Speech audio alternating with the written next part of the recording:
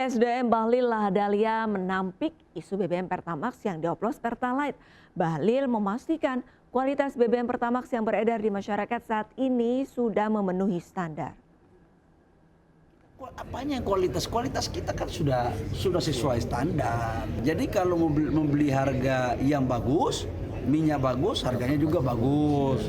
Mau setengah-setengah, ada juga setengah-setengah. Semua sudah ada speknya itu semua. Yang tadinya itu nggak bisa diolah di dalam negeri, sekarang kita minta harus diolah dalam negeri. Dengan cara bagaimana memblending antara kualitas minyak bagus dengan minyak yang setengah bagus. Itu di blending agar spek di refinery kita itu masuk. Pemirsa, kerugian negara akibat mega korupsi BBM Pertamina menembus angka fantastis mencapai hampir 1.000 triliun rupiah. Tersangka ini mega korupsi BBM Pertamina kini bertambah menjadi 9 orang. 2 tersangka baru yang juga merupakan bos Patraniaga terbukti melakukan tindak pidana markup atas persetujuan Dirut Pertamina Rifa Siahaan.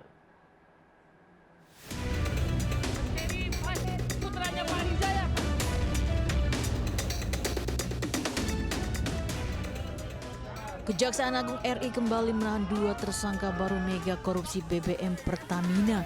Keduanya merupakan bos Pertamina Patraniaga, yakni Maya Kusmaya, Direktur Pemasaran Pusat dan Niaga Pertamina Patraniaga, dan Edward Kum selaku Vice President Trading Operation Pertamina Patraniaga. Keduanya membeli RON 90 dengan markup seharga RON 92 atas persetujuan tersangka Rifa Siahaan, Direktur Utama Pertamina Patraniaga. Kemudian kedua tersangka mengoplos RON 88 dengan RON 92 di terminal storage milik tersangka Muhammad Keri Adrianto, anak bos minyak Riza Khalid, dan tersangka Gading Ramadan Yudo, dan dijual dengan harga Pertamax. Modus ini mirip dengan kasus impor minyak Zatapi oleh Petral pada 2008 silam. Kerugian negara akibat mega korupsi BBM Pertamina ini disebut menembus angka fantastis mencapai hampir 1.000 triliun rupiah.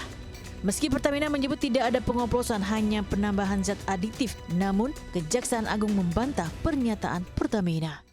Tetapi penyidik menemukan tidak seperti itu.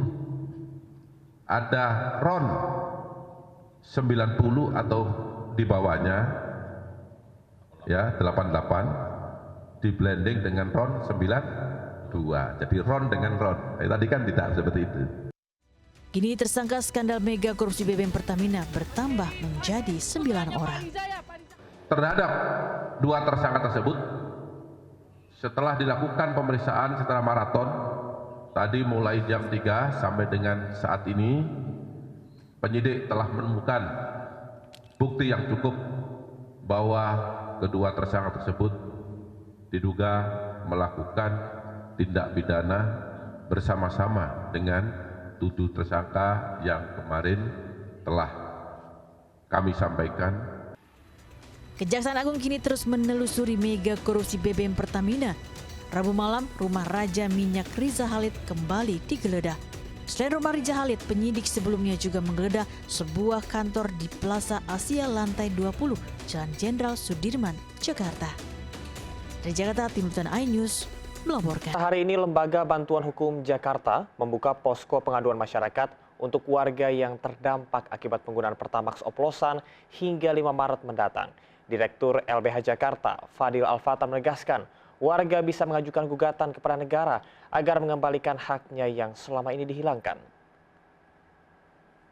Jika masyarakat, warga atau publik merasa dirugikan dengan adanya dengan adanya dugaan pengoplosan RON 92 ini, kami pikir silakan datang kepada kami, adukan persoalan seperti apa, dan kita akan rumuskan dan diskusikan bersama. Kita bisa ajukan gugatan warga negara atau citizen lawsuits untuk meminta negara mengeluarkan kebijakan yang mengembalikan atau memulihkan hak warga negara yang selama ini dilanggar. Kalau konteksnya kemudian implementasi kebijakan yang buruk yang berdampak pada kerugian warga, itu bisa diajukan gugatan perwakilan kelompok atau class action untuk menuntut ganti rugi dari tindakan atau implementasi buruk suatu kebijakan yang berdampak pada masyarakat.